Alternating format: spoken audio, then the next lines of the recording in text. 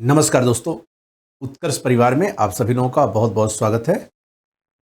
आज हम विशेष एक कार्यक्रम के तहत आपसे रूबरू हो रहे हैं, जहां पर हम अगले कुछ समय के अंतर्गत आपसे बात करेंगे कि यूपी पीसीएस मेंस परीक्षा के संदर्भ में।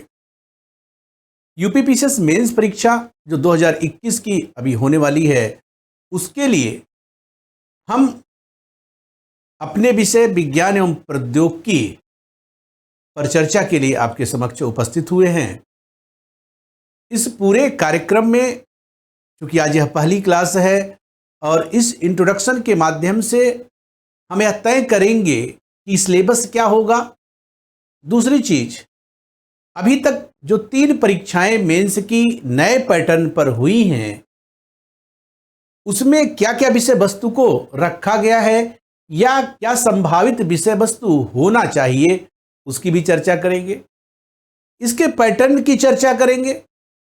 साथ में हमको क्या मापदंड अपनाने चाहिए इस पूरे कार्यक्रम में या इस पूरे मेंस लेखन में, मुख्य परीक्षा के उत्तर लेखन में, खास करके विज्ञान एवं प्रौद्योगिकी को लेकर के क्या रणनीति होनी चाहिए, इन सारी बातों की चर्चा हम आपसे करने वाले हैं। चूंकि यह एक क्रैश कोर्स है, तो कई बातों को हम स्पष्ट करना चाहते हैं। वैसे महत्तम संभावित सिलेबस को कवर किया गया है पूरा। चूंकि यह भी आपके सामने एक बड़ी चुनौती है कि कम समय में हम पूरी तैयारी को कैसे कर पाए। कई सारे इसमें से हमारे विद्यार्थी हैं जो कई बार मेंस दे चुके होंगे और वह फिर से नया मेंस दे रहे होंगे। कई सारे लोग ऐसे भी होंगे जो पहली बार मेंस में अपीयर हो रहे होंगे, मेंस की परीक्षा देने जा रहे होंगे। क्योंकि इंट्रोडक्शन की क्लास है तो सभी बातें एकदम क्लियर होना चाहिए विषय के लेवल पर। और यह पूरा कोर्स क्रैश कोर्स है। क्रैश कोर्स का मतलब ये हो जाता है कि हम कम समय में सिलेक्टिव चीजों को परीक्षा के दृष्टिकोण से कैसे तैयार करें। वैसे पूरा प्रयास मैंने किया है कि जो मैं आपको सिलेबस प्रोवाइड करा रहा हूं, उस सिलेबस के माध्यम से हम संपूर्ण तैयारी आपको करा पाए। किसी भी विषय वस्तु का आदि अंत तो बहुत निर्धारित करना कठिन हो जाता है, खास करके सिविल सर्विसेज के दृष्टिकोण से। लेकिन तब भी मैंने पूरा प्रयास किया है कि आपको एक कॉम्पैक्ट रूप से चीजें मैं प्रोवाइड कर पाऊं। और यह पूरा एनालिसिस जो अगले कुछ समय में होगा टॉपिक वाइज, वहां पर एक बात आप देखेंगे कि हमने उन 3 वर्ष को विशेष रूप से आधार रखा है, आधार में लिया है, या उन 3 वर्ष के प्रश्नों के ट्रेंड एनालिसिस को अपने मुख्य फोकस पर रखा है। क्योंकि 3 वर्ष के जो पिछले प्रश्न हैं मेंस परीक्षा में, पेपर 3 के अंतर्गत विज्ञान एवं प्रौद्योगिकी से जुड़े हुए, वह एक तरह से हमको पूरा दिशा प्रोवाइड कर रहे हैं कि हमको कहां कहां से चीजों को लेना चाहिए। क्योंकि 3 वर्ष पर्याप्त समय है समझने के लिए आयोग के पैटर्न को। वैसे लगातार आयोग अपने पैटर्न को बदल भी रहा है, तो यह भी एक हमारे समक्ष चुनौती हो गई। तो सबसे पहली बात हम चुनौतियों की करेंगे कि पूरे सिलेबस में हमको सीधे सीधे तौर पर 3 प्रकार की चुनौती का सामना करना है। पहली चुनौती कि हम इसके ट्रेंड को समझ पाए। दूसरी चुनौती, इस कम समय में उस ट्रेंड के हिसाब से कॉम्पैक्ट रूप से हम आपके समक्ष मटेरियल रख पाए। और तीसरी चुनौती है कि हम उन चीजों की, संभावित चीजों की भी एक तरह से अनुमान कर पाए, जो अगर आयोग, लोक सेवा आयोग उत्तर प्रदेश अपने पैटर्न को चेंज करता है तो उसको भी हम कवर कर पाए। इन सारी बातों को ध्यान में रख करके ही मैंने सिलेबस को डिजाइन किया है। मेरी जो भूमिका है, मेरे विषय की जो भूमिका है, वह जीएस पेपर 3 में है। जीएस पेपर 3 में अब आप सभी लोग मेंस दे ही रहे हैं, तो आपको पता है कि अब 4 पेपर उत्तर प्रदेश लोक सेवा आयोग पीसीएस मेंस परीक्षा में जीएस के लिए करवा रहा है।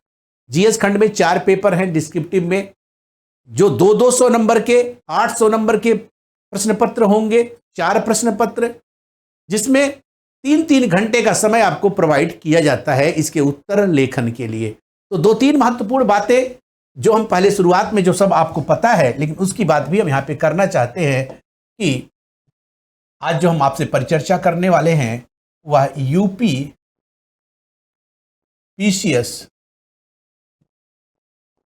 मेंस 2021 के अंतर्गत हम क्रैश कोर्स की बात कर रहे हैं। क्रैश कोर्स की बात कर रहे हैं। क्रैश कोर्स में जो हमारा विषय वस्तु है वह साइंस एंड टेक्नोलॉजी, विज्ञान एवं प्रौद्योगिकी की बात करेंगे। खास करके यहां पर प्रौद्योगिकी ही है, विज्ञान एवं प्रौद्योगिकी।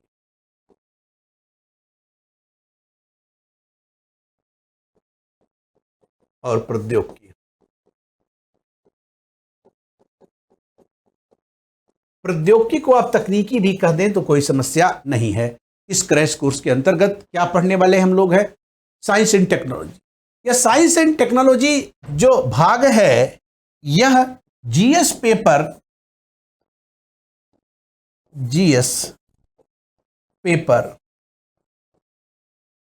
थर्ड का भाग होगा, तीसरे पेपर का भाग होगा। यूपीपीसीएस मेंस 2021 क्रैश कोर्स में साइंस एंड टेक्नोलॉजी की हम आपसे बात करेंगे। मेंस परीक्षा के लिए जीएस पेपर थर्ड का यह भाग है। किसका भाग है? थर्ड का भाग है। आप देखेंगे कि इस पूरे पेपर में जो 4 पेपर पूरे जीएस के आपसे पूछे जाते हैं, जीएस के, ऐसे सभी लोग तो आपको पता भी है, जीएस के 4 पेपर पूछे जाते हैं। 4 पेपर होते हैं, सभी 200 नंबर के हैं। इसके लिए जो समय आपको मिलता है, समय प्रत्येक पेपर के लिए, 4 पेपर के लिए, मतलब यहां पे फर्स्ट, सेकंड, थर्ड और पहला, दूसरा, तीसरा पेपर और चौथा जो एथिक्स का। उस थर्ड वाले में मेरा हिस्सा है। समय जो दिया जाता है वह यहां पर 3 घंटे का समय होता है पेपर को उत्तर लेखन के लिए। पेपर में समय 3 घंटे का है और इसके लिए जो अंक आपको प्रोवाइड होता है एक पेपर में वह 200 अंक का पेपर होता है। 200 अंक का पेपर होगा। तीसरी महत्वपूर्ण बात अगर हम बात करें, हम एकदम इनिशियल से बात कर रहे हैं, मान लीजिए कई सारे हमारे विद्यार्थी जो पहली बार मेंस दे रहे होंगे उनके लिए यह बातें ज़्यादा महत्वपूर्ण हैं। कई सारे हमारे मित्र होंगे जो कई बार से मेंस परीक्षा लिख रहे होंगे तो उनके लिए यह सब सामान्य बातें होंगी। तो 200 अंक का हो गया, समय 3 घंटे मिलेगा, यहाँ पर 200। अब आप देखेंगे कि जो सबसे महत्वपूर्ण पॉइंट है की पॉइंट में, कि प्रत्येक जीएस पेपर में हमको पेपर 2 भागों में बटा होगा। जीएस पेपर में पेपर जो होगा वह मुख्य रूप से 2 भागों में बटा होगा, आ खंड बा खंड, या ए और बी कह सकते हैं, या इसी को आ और बा खंड कह सकते हैं। इन दोनों खंडों में 2 प्रकार के प्रश्न पूछे जाएंगे और किसी विषय वस्तु के हो, चारों पेपर के लिए यहां पे बात हो रही है। 2 प्रकार के प्रश्न आपसे पूछे जाएंगे। यहां पर पहले एक लघु उत्तरीय प्रश्न होंगे, लघु उत्तरीय प्रश्न होंगे, लघु उत्तरीय प्रश्न, और बी में दीर्घ उत्तरीय प्रश्न होंगे। दीर्घ उत्तरीय प्रश्न होंगे। 2 प्रकार के प्रश्न पूछे जाएंगे, एक लघु उत्तरीय प्रश्न होगा और दूसरा दीर्घ उत्तरीय प्रश्न होगा बाखंड में। जो लघु उत्तरीय प्रश्न है आखंड में, वह प्रत्येक प्रश्न, कितने प्रश्न होंगे? 10 प्रश्न यहां से पूछे जाएंगे। 10 प्रश्न, 125 शब्द सीमा होगी, 125 शब्द में देना है और प्रत्येक प्रश्न यहां पर प्रत्येक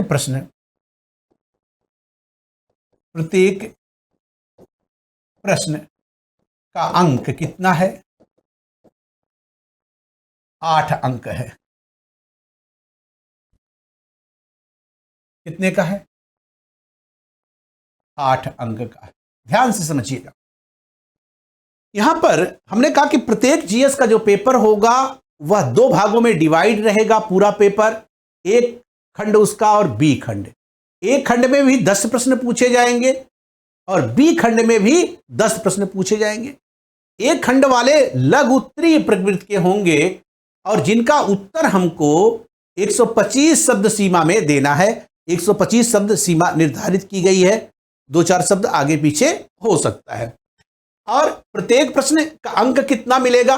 8 अंक का एक प्रश्न होगा, तो 10 प्रश्न है, तो इसका मतलब हुआ सामान्य सी गणित अभी देख ही लेंगे कि 80 नंबर का ए खंड होगा। बी खंड जो होगा वहां पर दीर्घ उत्तरीय प्रश्न पूछे जाएंगे, यहां पर भी 10 प्रश्न पूछा जाएगा। 10 प्रश्न, इनकी शब्द सीमा होगी 200 शब्द में यहां पर देना है। 10 प्रश्न मतलब एक एक प्रश्न 10 में देना है कि 10 प्रश्न नहीं एक में देना है, मतलब 200 में देना है। मतलब प्रत्येक प्रश्न या प्रत्येक प्रश्न है, यहां भी भाई लिख दे नहीं तो कंफ्यूजन किसी को हो जाए। प्रत्येक प्रश्न की सीमा क्या है? 125 शब्द है, जैसे लघु उत्तरी में, उसी प्रकार से यहां पर दीर्घ उत्तरी में प्रत्येक प्रश्न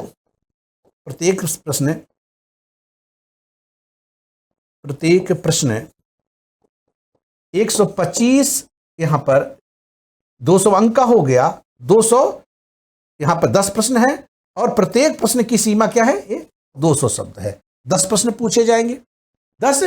पूछे जाएंगे और इन 10 प्रश्न में प्रत्येक का जो अंक होगा, अंक इनका कितना है? अंक होगा वह 12 अंक का होगा। 12 अंक। इसका मतलब जो हमारा बी खंड है वह वहां पर 120 अंक के प्रश्न होंगे और आ खंड में हमको 80 अंक के प्रश्न होंगे। टोटल मतलब समझने के लिए हम क्या कह सकते हैं कि भाई 80 मार्क्स और प्लस 120 मार्क्स क्या होगा? यहां पर बराबर होगा 200 मार्क। यही तो हुआ। यहां पर लघु उत्तरी और ये दीर्घ उत्तरी बराबर कितने का है? 200 अंक का पूरा पेपर हो जाएगा। क्लियर बात हो गई कि जीएस के प्रत्येक पेपर में यहां पर समय 3 घंटे का प्रोवाइड कराया जाएगा। 200 अंक का पेपर होगा। पेपर में 2 खंड होंगे, एक आ खंड, दूसरा बा खंड, ए और बी खंड। आ खंड में लघु उत्तरीय प्रश्न पूछे जाएंगे, जो प्रत्येक प्रश्न की शब्द सीमा 125 अंक होगी और प्रत्येक प्रश्न पर आपको 8 अंक निर्धारित किए जाएंगे। इसी प्रकार से जो दीर्घ उत्तरीय प्रश्न होगा, इसमें भी 10 प्रश्न पूछे जाएंगे और दूसरा इसमें इनकी शब्द सीमा कितनी होगी? 200 शब्द सीमा होगी और प्रत्येक में कितने अंक के प्रश्न पूछे जाएंगे? 12। तो 12 में 10 को मल्टीप्लाई करेंगे 120 और 8 में 80, तो 200 अंकों का यह पूरा पेपर हो जाएगा। इतनी क्लियर हो गई? मतलब 4 पेपर 800 नंबर का।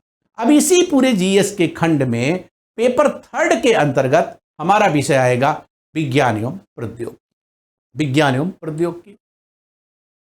एवं प्रौद्योगिकी से एक आप देखेंगे कि जो प्रश्न हैं वो लगभग 70 से 80 प्रश्न तक भी पूछे जा रहे हैं डायरेक्टली।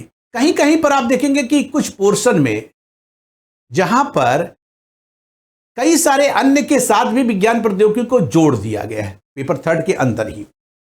अब पूरा जो पेपर 3 के अंदर विज्ञान एवं प्रौद्योगिकी होगा भी, हम प्रश्नों का नेचर भी समझेंगे, क्योंकि यहां पर हमको क्या करना है? डिस्क्रिप्टिव प्रश्न लिखने हैं, ऑब्जेक्टिव तो यहां है नहीं। सबको हमको लिखना है। अब 125 शब्द सीमा में और 200 शब्द सीमा में लिखना होगा। अब इस पूरे प्रश्न में तैयारी कैसे करें वह तो एक अलग विषय है, या अभ्यास कैसे करें हम प्रश्नों का। इस सबसे पहले जो बात आती है कि हम क्या क्या पढ़ेंगे या क्या क्या हमको पढ़ना चाहिए, पढ़ने के स्रोत क्या क्या होने चाहिए।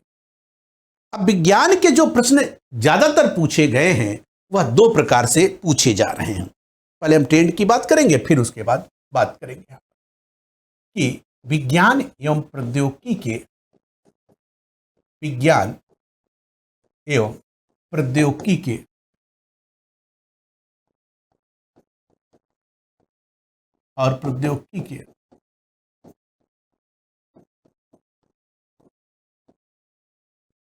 में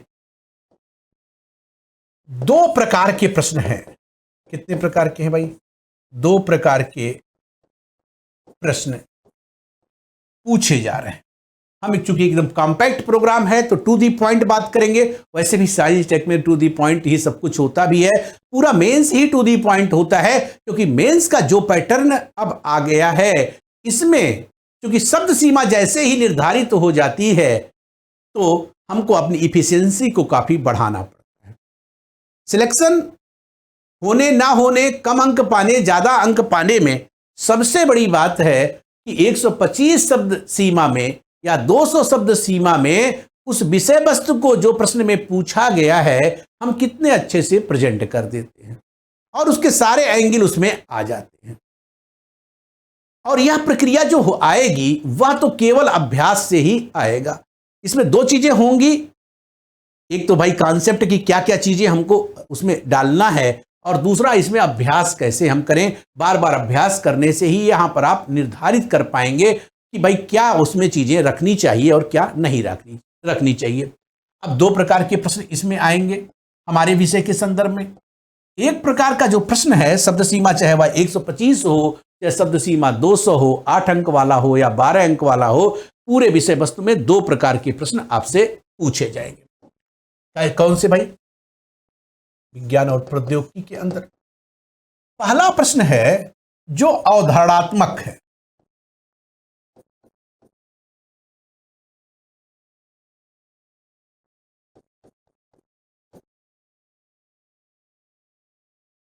अवधारणात्मक मतलब कॉन्सेप्चुअल है, जहां पर क्या होगा, कॉन्सेप्ट की बात करेंगे।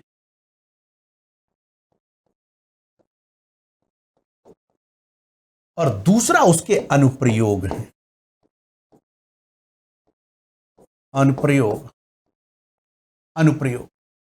अनुप्रयोग के साथ आप एप्लीकेशन जिसको कह सकते हैं कि इसकी उपयोगिता या चुनौतियां भी इसमें हमेशा बनी रहेंगी।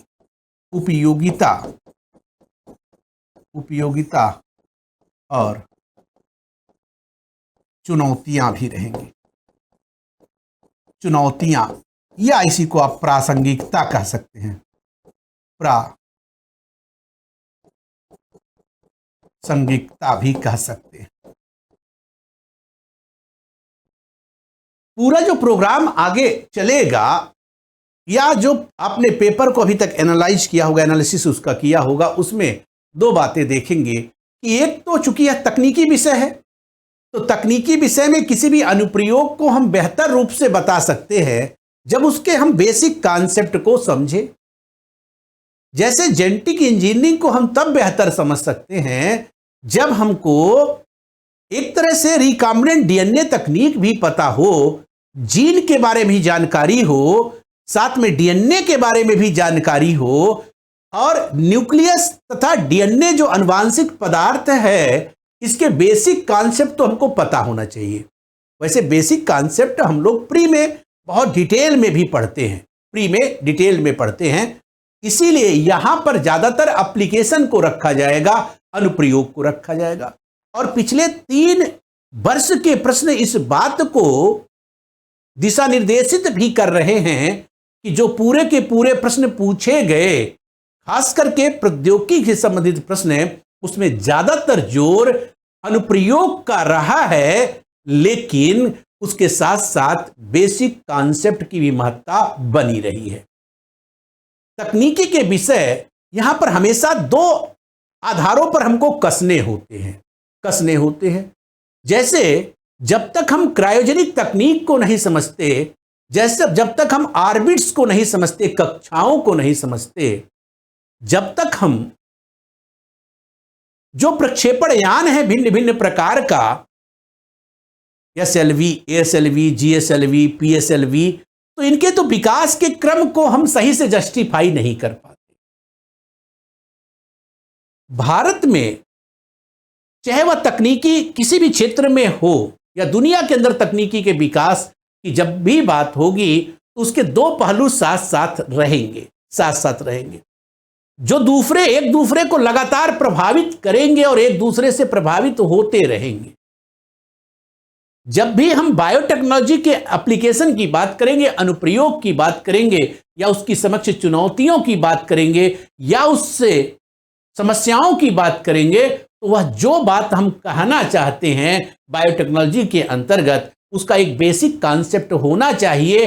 तभी जाकर के हम वहां पर प्रश्नों के साथ न्याय कर पाएंगे अपने उत्तर लेखन में।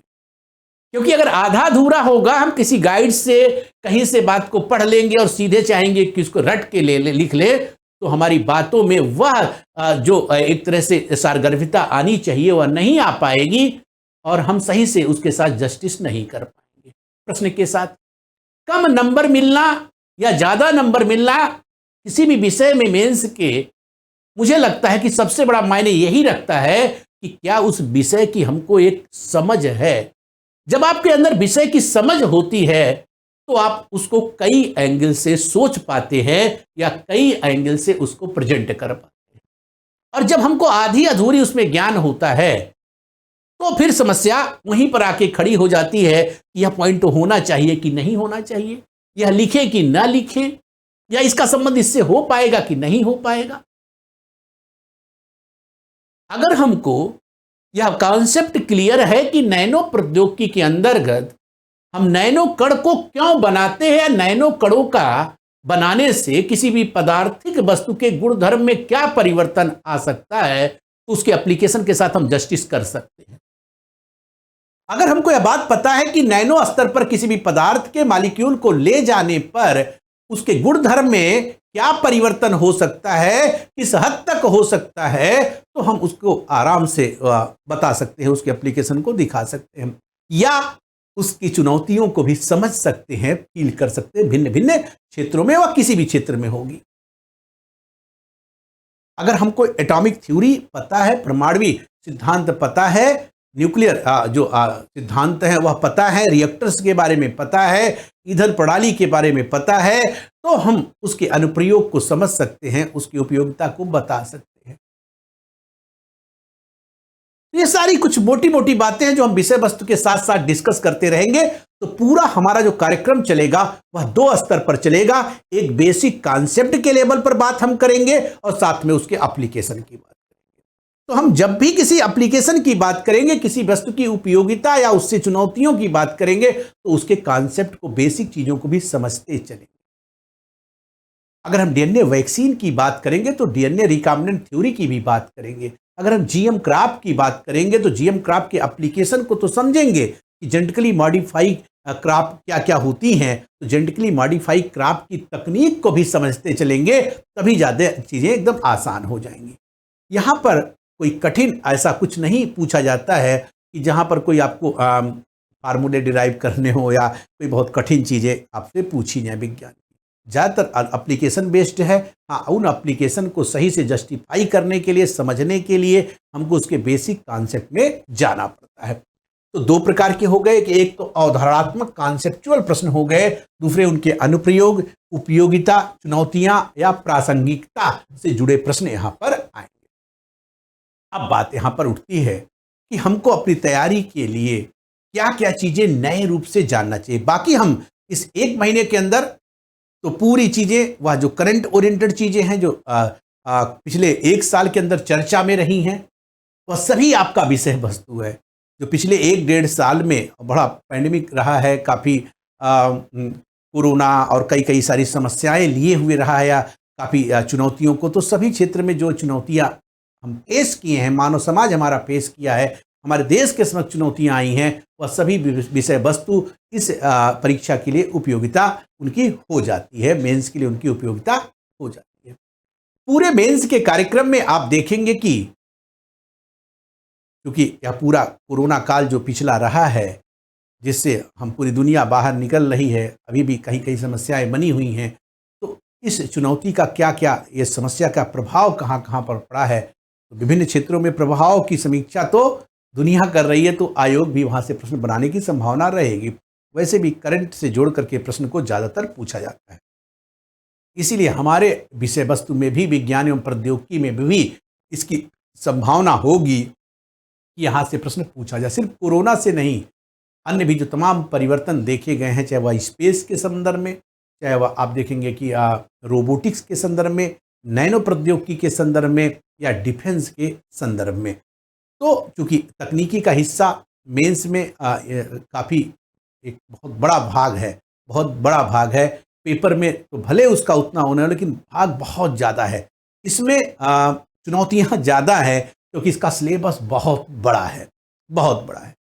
अब इस बड़े सिलेबस को, इस क्रैश कोर्स के अंदर हम जस्टिस इसके साथ कर पाएँ, हम न्याय इसके साथ कर पाएँ, इसीलिए हमने इसको एकदम कंसाइज करने का प्रयास किया है और उन बेसिक कॉन्सेप्ट को लेने का प्रयास किया है जहां से प्रश्न भी आपको सीधे तौर पर मिल जाए और आपको एक कम समय में तैयारी भी आप कर पाए। अब आइए हम बात करेंगे कि यहाँ पर हमने आपके लिए सिलेबस क्या प्रोवाइड किया है, सिलेबस क्या होना चाहिए। अब जो सिलेबस मैंने लिखा है एक रिटन सिलेबस है, और दूसरा कभी कभी बीच में कुछ ऐसी चीजें आ जाती हैं जो लगता है कि नहीं यह भी आवश्यक है, भले यह क्रैश कोर्स है, उसको हम ऐड ऑन कर सकते हैं, उसको जोड़ सकते हैं। इसके लिए आप वो मत करिएगा कि भाई कहाँ से सर ने इसको जोड़ दिया, तो उसको भी जोड़ा जा सकता है अगर लगता है कि परीक्षा के दृष्टिकोण से या उपयोगी हो सकता है। वैसे चूंकि क्रैश कोर्स है तो बहुत विस्तार तो नहीं दिया जाएगा, लेकिन उसको वहां पर कर दिया जाएगा। अब पूरे जो टॉपिक होंगे, सारी बातें हम पहले क्लियर कर रहे हैं, उसमें कई सारी चीजों को हम हो सकता है कि एक मतलब बहुत डीप में न जाएं, लेकिन कई सारे ऐसे टॉपिक होंगे जहां पर कॉन्सेप्ट की बात आएगी तो हम डीप में भी वहां पर जाएंगे। तो दो स्तर पर चलेंगे, जहां पर लगता है कि सामान्य बातचीत से, सामान्य बातों से ही हम आपसे पूरा का पूरा चीज़ें आराम से प्रोवाइड कर सकते हैं। बाकी नोट्स तो आपको मिलेगा ही, मेरे द्वारा यहाँ पर तो नोट्स लिखा ही जाएगा, सारी बातें होंगी और प्रश्न भी हम अभ्यास करते चलेंगे कि किस प्रकार के, क्योंकि यहाँ पर 3 स्तर पर पढ़ाई होनी है। एक तो विषय वस्तु को समझना, दूसरा उस पर नोट्स देना, तीसरा उससे संबंधित प्रश्न और उसका अभ्यास करना। तो आपके लिए तो और बड़ी चुनौती है कि जो प्रश्न हम यहाँ पर दें उस सारी का तो हम देख नहीं पाएंगे, तो आपको उसको लगातार उसका करना है, आंसर करना है, मतलब उसका आंसर लिख के रखते जाना है, लिखते हुए जाना है और रखते भी जाना है। अब यहाँ पर आइएगा, सिलेबस क्या हमने निर्धारित किया है इस पूरे कोर्स के लिए। पाठ्यक्रम क्या होना चाहिए? एक क्रैश कोर्स है, क्रैश कोर्स का पाठ्यक्रम है।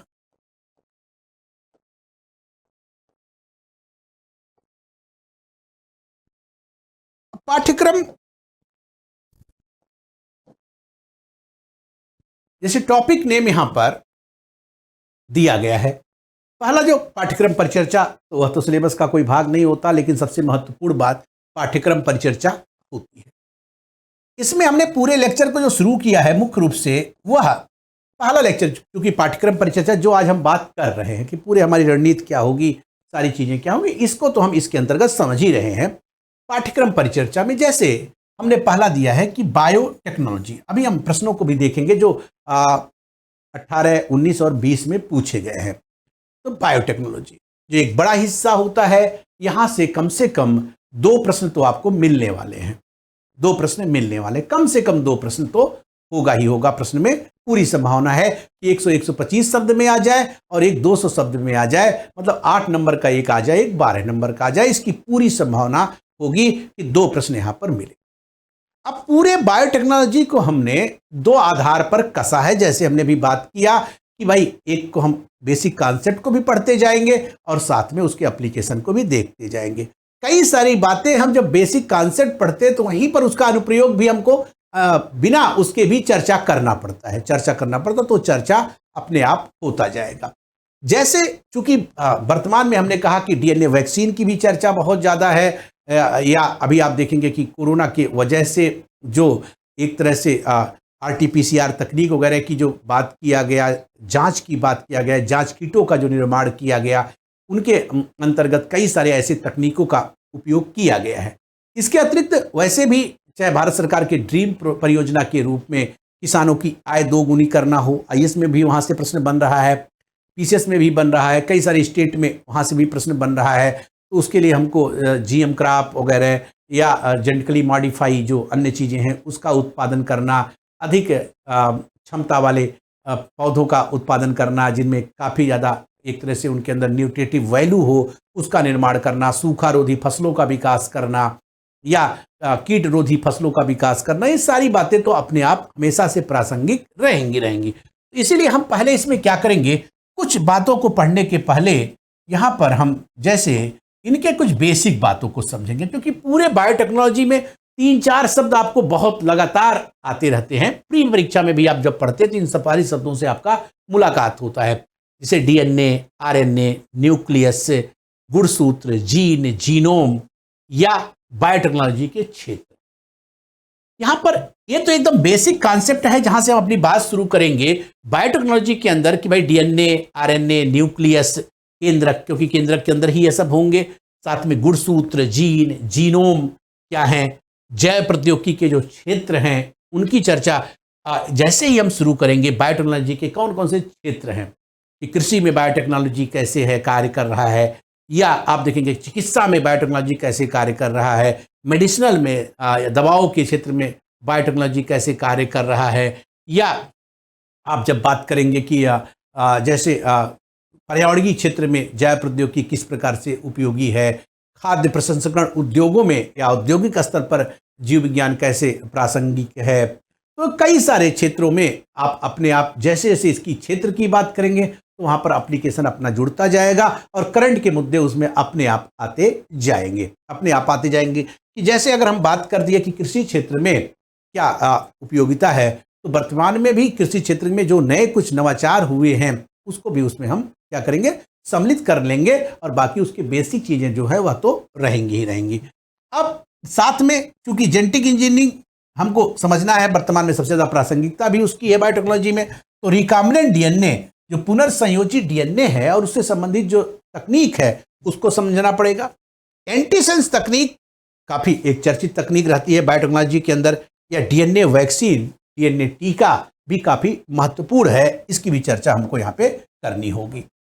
इसके अलावा जैसे इन विट्रो फर्टिलाइजेशन की बात किया गया, या 3 पेरेंट्स आईवीएफ तकनीक जो दुनिया में कई अभी बहुत सीमित है, इसकी डिमांड काफ़ी चल रही है, कई सारे इस पे लेख लगातार आ रहे हैं भाई कि तमाम देश से 3 पेरेंट्स आईवीएफ तकनीक की मान्यता की बात विभिन्न देशों में उठाई जा रही है। अभी इसको नैतिक कारणों से कई सारी जगहों पर नहीं, भारत में भी नहीं इसको अपनाया गया है। सरोगेसी या इससे जुड़े मुद्दे लगातार चर्चा में हैं हमारे जो संसद की कार्यवाही है उसमें भी, क्योंकि सरोगेसी को लेकर के लगातार बिल आ रहे हैं और उसमें नए नए संशोधन भी आ रहे हैं। तो हमको सरोगेसी को भी समझना है, इसके बेसिक कॉन्सेप्ट को, या सरोगेसी के समस्त जुड़े इससे मुद्दे क्या हैं, या इसके लिए सरकार का क्या इसमें प्रावधान है, अपने जो सरोगेसी बिल में जो प्रावधान नए उसमें किए गए हैं वह किस बात को फोकस करता है, क्या सरोगेसी को अपनाना चाहिए, एकदम प्रतिबंध करना चाहिए, इन सारी बातों की चर्चा भी हमको करना है। क्रिस्पर तकनीक महत्वपूर्ण तकनीक के रूप में हमको क्रिस्पर तकनीक भी एक समझना है। क्रिस्पर क्योंकि जेनेटिक इंजीनियरिंग में जो 2 प्रकार के एंजाइम्स की बात होगी आगे अभी चल करके, जिसमें एक तो हम डीएनए को आणविक कैंची के रूप में प्रयोग कर रहे हैं उस एंजाइम का, और दूसरा लाइगेज एंजाइम जो जोड़ने वाला एंजाइम है। तो दोनों की बात यहाँ पर हमको साथ साथ करनी पड़ेगी। इसके अतिरिक्त आप देखेंगे जैसे स्टेम कोशिका हमेशा से प्रासंगिक है विषय वस्तु में, स्टेम सेल और स्टेम सेल थेरेपी, ठीक है, स्टेम सेल थेरेपी जो चिकित्सा में स्टेम सेल का प्रयोग हो, इसलिए विभिन्न परीक्षाओं में लगातार इससे मेंस में प्रश्न पूछे जाते रहते हैं। मानव जीनोम परियोजना, ह्यूमन जीनोम परियोजना, और भारत का ह्यूमन जीनोम परियोजना के संदर्भ में जो प्रयास शुरू किए गए हैं वह क्या है, या इसी के साथ जो भिन्न भिन्न प्रकार के पौधों के अंतर्गत प्लांट में भी हम या अन्य जंतुओं के अंदर जो जीनोम परियोजनाएं ला रहे हैं, इस जीनोम परियोजना का बेसिक कॉन्सेप्ट क्या है, क्यों इस पर इतना ज़्यादा पैसा खर्च किया जा रहा है, या इसका भविष्य क्या है, इसकी चुनौतियां क्या है, इन सारी बातों को हम इसमें समझेंगे। ठीक है, तो क्रैश कोर्स तो भले है लेकिन हम काफ़ी डिटेल से पूरी परिचर्चा को आपके समक्ष रखेंगे एक एक टॉपिक को लेकर के। जैव प्रौद्योगिकी के अनुप्रयोग, अब अनुप्रयोग अलग अलग भी पूछा जाता है, ज़्यादातर कि कृषि क्षेत्र में जैव प्रौद्योगिकी के महत्व को समझाइए, स्वास्थ्य क्षेत्र में जैव प्रौद्योगिकी के महत्व को समझाइए, पशुपालन में, उद्योग में, या पर्यावरणीय क्षेत्र में इसके महत्व को समझाइए, या सीधे तौर पर कह सकता है कि जैव प्रौद्योगिकी के अनुप्रयोगों की समीक्षा कीजिए, अनुप्रयोगों का महत्व बताइए। सीधे 12 नंबर वाला प्रश्न भी यहाँ से आ सकता है। ठीक है, इसमें क्या क्या बातें हमको रखनी चाहिए, इसको भी हमको समझना होगा। अब बायोटेक्नोलॉजी का ही एक समझ लीजिए कि बायोटेक्नोलॉजी के अंतर्गत यहां पर हमने कहा कि यहां पर कि भाई जो फॉरेंसिक साइंस है, फॉरेंसिक साइंस में जैसे ब्रेन मैपिंग की बात होती है, लाई डिटेक्टर की बात होती है, डीएनए फिंगरप्रिंटिंग, या तो हमेशा से ही चर्चा में रहता है बायोटेक्नोलॉजी के अंदर। तो इस पर एक 125 शब्द का लेख आ सकता है, इसमें 125 शब्द के प्रश्न बनने की पूरी संभावना रहती है, हमेशा से संभावना रहती है। तो यह भी इसमें आएगा। अपराध विज्ञान जो है एक तरह से बायोटेक्नोलॉजी का ही सब पार्ट मान लीजिए, लेकिन चूंकि इसको अलग से काफ़ी इसमें तकनीकों का विकास हो रहा है वर्तमान में, और कई सारे देश द्वारा भी और अपने देश में भी इस पर काफ़ी तेज़ी से कार्य किया, क्योंकि फोरेंसिक साइंस जितना हमारा मजबूत होता है, अपराध को हम जल्दी से अपराधी तक पहुंच पाते हैं। तो इस तकनीकी का उपयोग ठीक है कि अभी कई सारी तकनीकों को, अपराध विज्ञान से संबंधित जो तकनीकें हैं उस पर डीएनए फिंगरप्रिंटिंग को ही केवल मान्यता दी गई है, लेकिन बाकी केस को सॉल्व करने में मदद करता है। ठीक है, कोर्ट में तो नहीं उसका महत्व है, लेकिन केस को सॉल्व करने में, मतलब अपराधी तक पहुंचने में उन तकनीकों का उपयोग काफी बड़ा माना जाता है। तो उसको भी हमको समझना पड़ेगा। इसके अतिरिक्त आप देखेंगे कि जो हमारा स्पेस टेक्नोलॉजी है, यहां पर स्पेस टेक्नोलॉजी जिसमें अंतरिक्ष प्रौद्योगिकी के अंतर्गत जैसे भारतीय अंतरिक्ष कार्यक्रम एवं संस्थान काफी महत्वपूर्ण हो जाते हैं कि भाई, इसलिए कि हो सकता है कि भाई अंतरिक्ष कार्यक्रम पूछा जाए, संस्थान को उतना ना पूछा जाए, संस्थान को ना पूछा जाए, लेकिन भाई कौन कौन से संस्थान इस अंतरिक्ष प्रौद्योगिकी के लिए कार्य कर रहे हैं, एक सामान्य समझ हमारे पास होनी चाहिए। बाकी जो ये वाला पार्ट लिखा है कि भारतीय अंतरिक्ष कार्यक्रम, जो भारत के विभिन्न प्रकार के अंतरिक्ष कार्यक्रम हैं वह काफी महत्वपूर्ण हो जाते हैं, तो उनकी चर्चा हमको करना चाहिए, उनको हमको समझना चाहिए। इसके अलावा आप देखेंगे कि जो किसी भी अंतरिक्ष कार्यक्रम के लिए जो सबसे महत्वपूर्ण बात है वह प्रक्षेपण यान तकनीक है। जैसे वह satellite launching vehicle, advance satellite launching vehicle, यहाँ पर जो जीएसएलवी की बात किया, जियो सिंक्रोनस लॉन्चिंग व्हीकल की बात किया गया, तो एसएलवी, एएसएलवी, जीएसएलवी, जो ये प्रक्षेपण यान की बात किया गया है, या रीयूजेबल लॉन्चिंग व्हीकल की भी बात अब चल रही है, आरएलवी जिसको कहा गया है, तो उसकी भी बात यहाँ पर करना। किसकी बात करना? आरएलवी की, रीयूजेबल, यहाँ पर आरएलवी,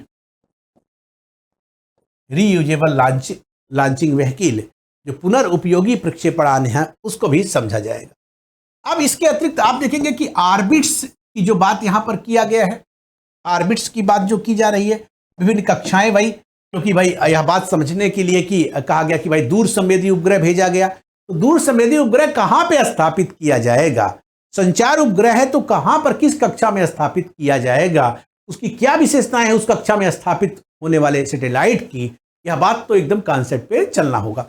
यहां पर प्रौद्योगिकी का हिस्सा एक ऐसा हिस्सा है कि यहां पर एक पोर्शन को, जैसे दो बातें कि अगर हमको एलईयू कक्षा ही नहीं पता होगा तो हम कैसे कह सकते हैं कि भाई दूर संवेदी उपग्रह एलईयू कक्षा में स्थापित किए जाएंगे, या भारत अपना अंतरिक्ष स्टेशन बनाने जा रहा है। आप पढ़ेंगे कि भारत अपना अंतरिक्ष स्टेशन बनाएगा, लगभग 2035 की जो बात चल रही है, 2030 में जो बात चल रही है, वह किस कक्षा में करेगा, एलईयू कक्षा में करेगा। तो एलईयू कक्षा के बारे में हमको जानकारी होना चाहिए कि एलईयू कक्षा में स्थापित करने से क्या फायदे हैं, कितनी ऊंचाई तक एलईयू कक्षा मिलेगी, या अगर हम कहते हैं कि भाई जो जीपीएस प्रणाली है, ग्लोबल पोजिशनिंग सिस्टम जो है, या जो जिसको कहा जाता है कि भाई नेविगेशन रास्ता बताने वाले सैटेलाइट, वह एमईओ कक्षा में स्थापित किए जाते हैं, यहाँ पे मिडिल अर्थ ऑर्बिट में। तो हमको एमईओ कक्षा की विशेषताएं एकदम समझ में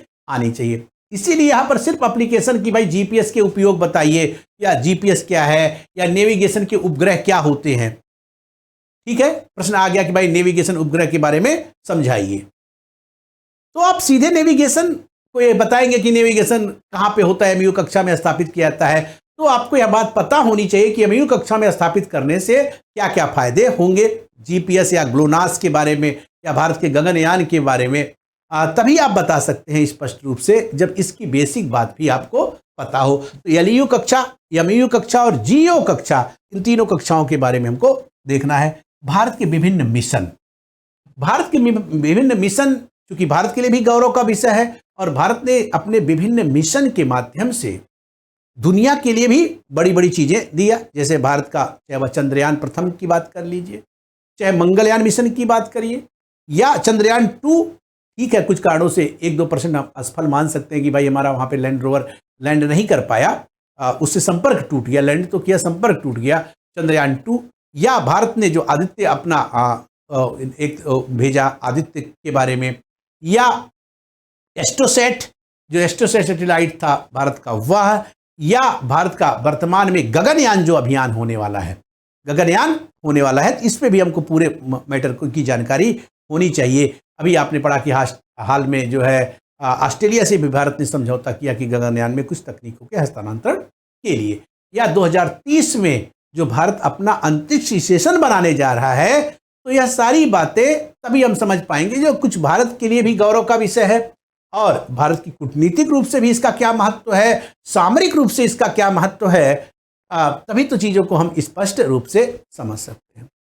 अब जो भिन्न प्रकार के उपग्रह हैं, चाहे दूर संवेदी वाले हों, नेविगेशन वाले हों या संचार वाले हों, 3 प्रकार के जो महत्वपूर्ण हमारे सैटेलाइट हैं, एक दूर संवेदी यहाँ पर, दूसरा हमारा जो नेविगेशन, और तीसरे जो महत्वपूर्ण हैं वह कम्युनिकेशन सैटेलाइट, संचार उपग्रह, उसको भी यहाँ पर समझना हो। अब बात उठती है यहाँ पर कि स्पेस विज्ञान इंडिया 2000, स्पेस जो विजन है हमारा, स्पेस यहाँ पर जो विज्ञान इंडिया 2025 मतलब इसका विजन है यहाँ पर, स्पेस विज्ञान विजन इंडिया 2025 क्या रखा गया है, अंतरिक्ष का विजन जो 2025 तक का हमारा क्या रखा गया है, जो भारत सरकार ने और इसरो ने जो एक तरह से दोनों के उसमें उसको रखा गया कि क्या हमारा विजन क्या है 2025 तक स्पेस को लेकर के, उसको भी हमको समझना यहां पर हो। अब रक्षा प्रौद्योगिकी में 4-5 ऐसे खंड है, पूरे प्रौद्योगिकी में 4-5 ऐसे खंड है, जैसे बायोटेक्नोलॉजी, जैसे स्पेस टेक्नोलॉजी, जैसे डिफेंस टेक्नोलॉजी, जैसे रोबोटिक्स और नैनोटेक और कम्युनिकेशन। इसको तो आप इग्नोर नहीं कर सकते हैं, इग्नोर कर ही नहीं सकते, क्योंकि यहां से कभी भी प्रश्न बन सकते हैं। वैसे ऊर्जा भी एक महत्वपूर्ण टॉपिक हो जाता है वर्तमान वैश्विक इरा में, ग्लोबल इरा में ऊर्जा भी एक महत्वपूर्ण टॉपिक हो जाता है। अब रक्षा प्रौद्योगिकी के अंदर थोड़ा समझिएगा कि रक्षा प्रौद्योगिकी में हमारा फोकस कहां होगा, क्योंकि हम बहुत डिटेल यहां पर नहीं जा सकते, क्रैश कोर्स है, समय की भी एक पाबंदी है कि कितने समय में हमको करना, क्योंकि आपका मेंस तत्काल में लगा हुआ है। तो एक तो होता है बड़ा कोर्स वाइज, जिसमें हम हो सकता है कि ऐसी भी चीज को डिस्कस करते हैं जो हो सकता है कि ना भी आए, लेकिन यहाँ पर पूरी तरह से एकदम चूंकि कॉम्पैक्ट प्रोग्राम है, तो हम ऐसे चीजों के ही डिस्कशन पर फोकस करेंगे कि जो सीधे तौर पर परीक्षा में पूछी जा सकती है, और जिसके माध्यम से उन चीजों को हम ले जिससे उस विषय वस्तु को पूरा हमारे समझ में भी आ जाए। जैसे कहा गया है कि मिसाइल प्रौद्योगिकी, क्या कहा गया है, मिसाइल प्रौद्योगिकी। अब मिसाइल प्रौद्योगिकी, मिसाइल कार्यक्रम, चूंकि किसी भी डिफेंस टेक्नोलॉजी के अंदर जब तक हमको क्रूज मिसाइलों के बारे में ना पता हो या जो अन्य मिसाइलें डेवलप की जा रही हैं, तो मिसाइल तकनीकी और मिसाइल तकनीकियों में सिर्फ हम क्रूज और बैलिस्टिक तक नहीं अपनी बात करेंगे कि भाई क्रूज और बैलिस्टिक मिसाइल की बात कर रही है कि 2 प्रकार की मिसाइलें होती हैं। अब मिसाइल तकनीकी एक नए स्तर पर कार्य कर रही है, कौन सी माइक्रो तरंगों से बच सकती है, किसमें रेडियो तरंगों को मतलब परावर्तित करने की क्षमता आ गई है, क्योंकि जब भी हम मिसाइल कार्यक्रम की बात करते हैं तो अपने डिफेंस सिस्टम को भी मजबूत करते हैं, क्योंकि 2 स्तर पर हमारा जो पूरा स्पेस जो एक तरह से एयरफोर्स कार्य करता है, वहां पे 2 स्तर की बात की जाती है। एक तो हमारे पास मिसाइल कार्यक्रम भी होने चाहिए बेहतर प्रकार के, और मिसाइलों की रेंज कितनी है यह भी मायने रखती है, और दूसरी चीज है कि भाई मिसाइल को हम अपने सुरक्षित बचा कैसे पाए, या दुश्मन देश के जो अन्य मिसाइल आ रहे हैं अपने रडार प्रणाली को हम कितना मजबूत कर पाए। तो ये कुछ बेसिक चीजें हैं जिसको हमको समझना होगा, जिसको हम कहां समझेंगे, इस मिसाइल प्रौद्योगिकी के अंतर्गत हम लोग समझा जाएगा। अब भारत के प्रमुख मिसाइल कार्यक्रम जो चलाए गए हैं, अग्नि वगैरह वाला सीरीज, तो उसको हमको देखना पड़ेगा। प्रमुख टैंक, प्रमुख पनडुब्बियां और पोत, ठीक है। तो मिसाइल प्रौद्योगिकी, भारत के प्रमुख मिसाइल कार्यक्रम, प्रमुख टैंकों की बात, पनडुब्बियां और पोत से जुड़े जो मामले हैं, या जो हमने कहा था air defence system, air defence system जिसको कहा जाता है, वायु रक्षा प्रणाली, तो उसकी भी बात वहां पर हम कर लेंगे। यहां पर एयर डिफेंस सिस्टम, एडीएस की, एयर डिफेंस सिस्टम, जो वायु रक्षा प्रणाली है, उसको भी हम लोग समझेंगे, जिसमें रडार वगैरह आ जाएंगे। अब इसके अलावा आप देखेंगे कि एक नया उभरता हुआ जो कहा गया है कि वर्तमान परिवेश में जो एक तरह से काफी ज्यादा महत्व है, अभी उतना व्यवहारिक तौर पर तो यह प्रौद्योगिकी नहीं आई है। नैनो प्रौद्योगिकी एक ऐसी प्रौद्योगिकी है जो पूरी दुनिया के अंदर इस समय बहुत ज्यादा चर्चा में है, और कहा जा रहा है कि आने वाला भविष्य हम नैनो प्रौद्योगिकी पर ही कह सकते हैं कि आने वाला जो समय होगा वह विभिन्न क्षेत्रों में नैनो तकनीकी का विकास हमारे लिए एक बेहतर जीवन दे पाएगा। कई सारे लोगों का उसमें अपना अलग भी तर्क है कि भाई यह काफी समस्या भी कर सकते हैं, ब्रह्मांड का विखंडन कर सकते हैं, विस्फोट करा सकते हैं, छिन्न भिन्न कर सकते हैं। वह तो उसका नेगेटिव पॉइंट है, उसको अलग से भी हम समझेंगे और उसकी समीक्षा भी करेंगे कि क्या जो पक्ष में लोग हैं और जो विपक्ष में लोग हैं, इन दोनों लोगों के बीच में कितनी ज्यादा तारतम्यता है, या किन बातों में क्या सही है क्या गलत है, क्या कुछ कपोल कल्पनाएं ही हैं कि वास्तविक धरातल पर सही भी है। लेकिन नैनो प्रौद्योगिकी, चाहे आप देख रहे हो कि डिफेंस के क्षेत्र में भी इसकी चर्चा चल रही है, कई सारे हमारे जो टैंक हैं, कई सारे मिसाइल हैं जहां पर नैनो पदार्थों का लेपन की बात चल रही है, हमारे हथियारों पर नैनो से, जिसमें उनका एक तरह से तोपों की जो नलियां वगैरह नैनो पदार्थों का निर्माण उसमें बताया जा रहा है, जिससे वह खराब ही ना हो, लंबे समय तक उपयोग कर पाए। नैनो रोबोट्स की बात चल रही है, नैनो सेंसर्स की बात कर रही, जो हेल्थ के लिए बताया जा रहा है कि एक इंडिकेटर का कार्य करेंगे कि बीमारी होने के पहले ही हमको इंडिकेट कर पाएंगे, और उनका आकार इतना छोटा होगा कि रक्त में ही बह पाएंगे, पार्टिकल्स के रूप में बहते रहेंगे। या नैनो चिकित्सा में, यहां पर शल्य क्रिया में भी नैनो रोबोट्स का प्रयोग, जैसे जो संभावनाएं हैं, जिसको अभी प्रायोगिक तौर पर ही सिर्फ किया गया है, बड़े स्तर पर अभी नहीं इसका किया गया है, व्यवहारिक रूप में नहीं किया गया है, लेकिन आने वाले समय में माना जा रहा है कि यह एक बड़ा विभाग होगा तकनीकी का। दूसरी बात, नैनो पदार्थों का विकास और नैनो पदार्थों के विकास की संभावनाएं और मानव के लिए, क्योंकि कोई भी प्रौद्योगिकी अभी आप पढ़ेंगे कि वही प्रौद्योगिकी अच्छी प्रौद्योगिकी मानी जाएगी जो एक आम व्यक्ति को, सामान्य से सामान्य व्यक्ति को उसका लाभ मिल पाए। अभी नैनो प्रौद्योगिकी से कोई नैनो सेंसर्स का प्रयोग कराना या नैनो रोबोट से चिकित्सा करवाना, ये आम बात नहीं है। अभी यह प्रयोगशाला के स्तर तक है, या अगर इसके कुछ प्रयोग किए गए तो प्रायोगिक स्तर पर ही इसका प्रयास किया गया है। आम जनमानस में व्यवहारिक रूप से इसका अभी परिणति बाकी है। तो परिणति के लिए आने वाले समय में या क्या क्या कार्य कर रहा है, इसकी भी एक बड़ी चुनौती है। इन सारी बातों की समीक्षा हम कहां करेंगे? नैनो प्रौद्योगिकी का सामान्य परिचय जहां देखेंगे, साथ में नैनो प्रौद्योगिकी का उपयोग, चुनौतियां और उसका भविष्य, तीनों यहीं पर डिफाइन किया जाएगा कि भाई नैनो प्रौद्योगिकी का सामान्य परिचय, नैनो प्रौद्योगिकी का उपयोग, चुनौतियां, इसका भविष्य क्या हो सकता है। अगला यहाँ पे टॉपिक आएगा हमारा, जो वर्तमान का सबसे महत्वपूर्ण टॉपिक, इसको भी मान सकते हैं कि सूचना एवं संचार प्रौद्योगिकी की प्रासंगिकता एवं महत्व। सूचना एवं संचार प्रौद्योगिकी जो हमारा एक तरह से किसी भी राष्ट्र के लिए जो सूचना और संचार तकनीकी कहा गया, जितना मजबूत होगा उतना ज्यादा जो गुड गवर्नेंस की संकल्पना चल रही है, गुड गवर्नेंस की संकल्पना को पूरा करने में इस संचार प्रौद्योगिकी का बहुत ज्यादा महत्व है। वैसे सूचना एवं संचार प्रौद्योगिकी हमारे आम जीवन के लिए भी बहुत महत्वपूर्ण हो गया है।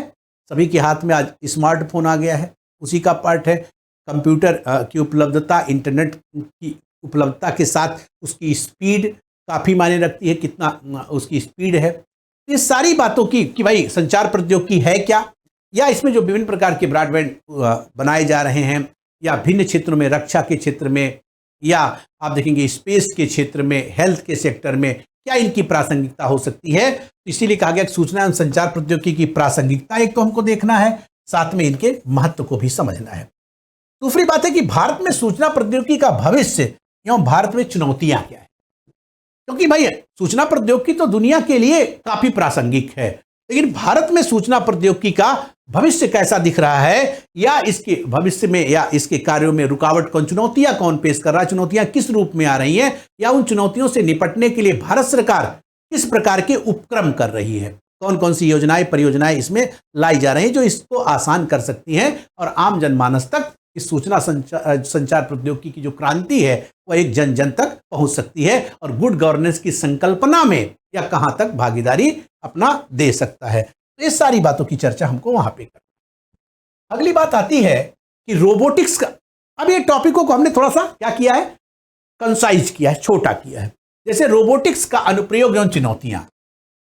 अब रोबोटिक्स भी काफी बड़ा चैप्टर है, काफी बड़ा चैप्टर है, लेकिन चूंकि यह कम समय में हम कैसे रोबोटिक्स की केवल थीम को समझ लें, क्योंकि अभी प्रश्न आप देखेंगे तो आपको काफी आनंद आएगा जो प्रश्न पूछे गए हैं विभिन्न उसमें। तो रोबोटिक्स का अनुप्रयोग एवं चुनौती, ठीक है, और दूसरा है ऊर्जा एवं इसके वैकल्पिक। यहां पर तो रोबोटिक्स हम समझ लेंगे भाई रोबोटिक्स क्या है। पहली बात, रोबोटिक्स संबंधी लॉ जो दुनिया के अंदर बनाए गए हैं, रोबोटिक्स लॉ भी काफी मायने रखते हैं। और रोबोटिक्स का जो विकास है उसको भी वहां पर समझेंगे कि वर्तमान में जो जिसको कहा गया है कि इंटरनेट ऑफ थिंग्स की बात चल रही है, या जिसमें खुद का डिसीजन लेने वाला हम रोबोटिक्स विकास कर रहे हैं। रोबोटिक्स का उपयोग ज़्यादातर नर्स के रूप में रोबोट्स, बैंकों के रूप में रोबोट्स, अमेरिका में हाल के समय में काफ़ी बड़े स्तर पर रोबोट का उपयोग किया गया बैंकिंग सेक्टर में। तो क्या इसके मायने थे, वहाँ के लोगों द्वारा विरोध इसका क्यों किया गया है। भारत में भी लगातार जो सामाजिक संगठन है वह इस रोबोट के इस्तेमाल का विरोध क्यों करते हैं। क्या यह मानव का प्रतिस्थापन करेगा या मानव का यह प्रतिस्पर्धी बनेगा। यह भी तो एक बड़ा मुद्दा चल रहा है कि भाई रोबोट क्या मानव को प्रतिस्थापित करेगा, क्या इसका प्रतिस्पर्धी बनेगा। दोनों बातें अलग अलग हो जाती हैं। क्या रोबोट का प्रयोग हम केवल उन चीजों के लिए कर रहे हैं जहां पर खतरे ज्यादा हैं, समस्याएं ज्यादा हैं, या रोबोट को हम क्या कर रहे हैं कि सस्ता होने की वजह से मानवता के विरुद्ध ही कर दे रहे हैं। और रोबोट का प्रयोग कहां तक सुरक्षित है, कहां तक सुरक्षित है, क्योंकि कई सारी बातें ऐसे भी आई हैं दुनिया में अनुप्रयोगों के दौरान कि हमने ऐसे ऐसे रोबोट विकसित कर लिए जो मानव के लिए ही खतरा उत्पन्न कर सकते हैं। और इसके बाद क्या हो सकता है कि ऊर्जा और इसके वैकल्पिक स्रोत, ऊर्जा एवं इसके वैकल्पिक स्रोत। अब ऊर्जा में भाई, ऊर्जा इस वर्तमान इरा की सबसे बड़ी चुनौती है। तो ऊर्जा से जुड़े तो प्रश्न हमेशा इसलिए आते रहते हैं, उसको भी हम यहाँ पे सम्मिलित करेंगे। साथ में उसके वैकल्पिक स्रोत, परमाणु ऊर्जा, पवन ऊर्जा, ज्वारीय ऊर्जा जो कुछ महत्वपूर्ण ऊर्जा के क्षेत्र हैं, या सौर ऊर्जा जो बड़ा क्षेत्र एक रूप में आया है, यहाँ से जुड़े प्रश्न भी यहाँ पे हम देखेंगे। और विविध के अंतर्गत आप देखेंगे कि जो कुछ हमको लगेगा कि यह टॉपिक होना चाहिए छूट गया है, उसको हम यहाँ पर सम्मिलित करेंगे। तो ये सिलेबस तो आपको मिलने वाला है, जो यहाँ पर मैंने बताया सेम ऐसे मिलेगा। बस यहाँ पर थोड़ी सी हम इसमें परिचर्चा करके आपके समक्ष ये बात रखना चाहें कि किस प्रकार का हमारा सिलेबस होगा जिसमें हम आगे बढ़ें।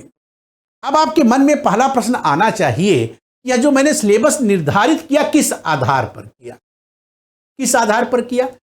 तो ये सिलेबस का जो निर्धारण है वह दो आधारों पर है। एक तो सिलेबस खुद में भाई कि ये चीजें होनी चाहिए, दूसरा अभी तक का जो 3 वर्ष का पेपर है उस पेपर का हमने एनालिसिस किया, और एनालिसिस के आधार पर जो हमको लगा कि यह चीजें अगर हम कवर करें तो हम 2021 के प्रश्न पत्र में जो हमारा हिस्सा है विज्ञान प्रौद्योगिकी का, वहां पर हम सीधे प्रश्नों को प्राप्त कर पाएंगे। तो यहां पर 2 प्रकार की चुनौती आपके समक्ष आएगी। पहली चुनौती कि जो हम पढ़े वहां से प्रश्न आए, दूसरी बात जो हम पढ़े वहां से प्रश्न आए, और दूसरी बात कि जो प्रश्न आए उसको हम सही से उसका उत्तर लिख पाए। केवल यहां तक बात नहीं है, या तो केवल 20% की बात हुई कि जो हमने पढ़ा वह प्रश्न आ गया, जो हमने पढ़ा 20 प्रश्न आ गया। पूरा मेंस का जो स्ट्रेटजी है वह अलग प्रकार का होता है। प्री में तो जो आपने पढ़ा वह आ गया, तो 99% की संभावना कि आप सही कर देंगे। अगर आपने ठीक से पढ़ा था तो उसको आप सही कर देंगे। भाई आपने ऑप्शन में देखा, वह चीजें दिख गई, कहीं पर मेमोरी में थी तो आपने टिक लगा दिया। तो प्री की अलग प्रकार की चुनौती। मेंस में क्या है कि जो आपने पढ़ा वह सीधे तौर पे प्रश्न पत्र में छपा आया, ठीक है। इससे आपको लाभ कितना हुआ? केवल 20%। बड़ी बात कह रहा हूं, इस बात को ध्यान दीजिएगा। आप लोग भी सीरियस मेंस देने वाले विद्यार्थी हैं, भविष्य के आप SDM, deputy collector, ARTO, BDO बनने वाले हैं। तो जो प्रश्न आपने पढ़ा वह सीधे तौर पर आ गया पेपर में आ गया कि भाई हमने पढ़ा था कि भाई परमाणु ऊर्जा के भविष्य की चुनौतियों को समझाइए, और वह पेपर में छप गया। या पूछ लिया क्या भाई डिनरी कॉम्बिनेट थ्योरी को बताइए, या भारतीय अंतरिक्ष कार्यक्रमों के विकास के क्रम को समझाइए। हमने यहां पढ़ा था और सीधे पेपर में यह प्रश्न आ भी गया। तो यहां पर क्या यह प्रश्न आ जाना यहां पर हमारी सफलता 100% करेगा? नहीं, केवल 20% करेगा, 20% करेगा। मैं कह रहा हूं कि 80% इससे कोई लाभ नहीं है कि प्रश्न आ गया। क्यों? क्योंकि जब प्रश्न आ गया, और 80% लाभ इस बात पे डिपेंड करेगा कि जो प्रश्न यहां पर पढ़ाया गया था उसको आपने कितना बढ़िया से समझा था, कितना बढ़िया उस पे नोट्स की बनाया था, कितना ज्यादा उसकी प्रैक्टिस किया था। क्योंकि 125 शब्द में और 200 शब्द में शब्दों को रखना, अपनी बात को बताना, यह बड़ी चुनौती है, और 80% बात इसी पर निर्भर करेगी आपको अच्छा नंबर दिलाने में। कि भाई जो प्रश्न पूछा गया उसके जवाब को आपने क्या किया, बढ़िया से दे दिया, 125 शब्दों में अपनी बात को प्रस्तुत कर दिया कि वह जो विषय संबंधित थे और जो उसका एग्जामिनर था उसको देख करके 8 में आपको 6-5 नंबर प्रोवाइड कर दिया, दे दिया। प्रश्न आया भी, आपने पढ़ा भी था और आपने लिखा। 8 नंबर के प्रश्न में 3 नंबर मिल गया, कोई मायने नहीं भी पढ़े होते तो भी 3 नंबर आप लिख के आते तो 8 में 3 तो मिल ही जाता, 8 में 3 मिल जाता। 8 में चुनौती है कि कैसे मिल जाए, 6 नंबर तक कम से कम मिल जाए, 7 मिल जाए तो और बढ़िया। 12 में हमको 9-10 नंबर मिल जाए तो यह बढ़िया है कि 12 नंबर का प्रश्न था, 9-10 नंबर हम प्राप्त कर लिए। अब 12 नंबर का प्रश्न आया और आपने जाके लिख दिया और 4 नंबर मिल गया, तो इससे कोई पढ़ने से लाभ मिला ही नहीं, कोई पढ़ने से लाभ नहीं। हम कुछ दुर्भावनाओं को किनारे करके बात कर रहे हैं कि कोई दुर्भावना ग्रसित हो भाई दे नंबर किसी बात से, तो वो सब बातों को हम यहाँ पे चर्चा में नहीं रख रहे हैं। अपने या मान के चल रहे हैं कि एक निष्पक्ष मूल्यांकन हो रहा है। कई सारे विद्यार्थी सोच रहे हैं कि भाई निष्पक्ष मूल्यांकन ना हो, तो उसकी बात हम नहीं कर रहे हैं। हम मान के चल रहे हैं कि निष्पक्ष मूल्यांकन होगा, मुझे लोक सेवा आयोग पर विश्वास है, करना भी चाहिए। हमारे पास और विकल्प क्या है? हमारे पास विकल्प क्या है विश्वास करने के सिवा? तो यहां पर अगली बात, अब इस बात को, इसमें एक प्रश्न पूछा गया, हमने सारे प्रश्न को यहां पर रखा है, थोड़ा समझिएगा।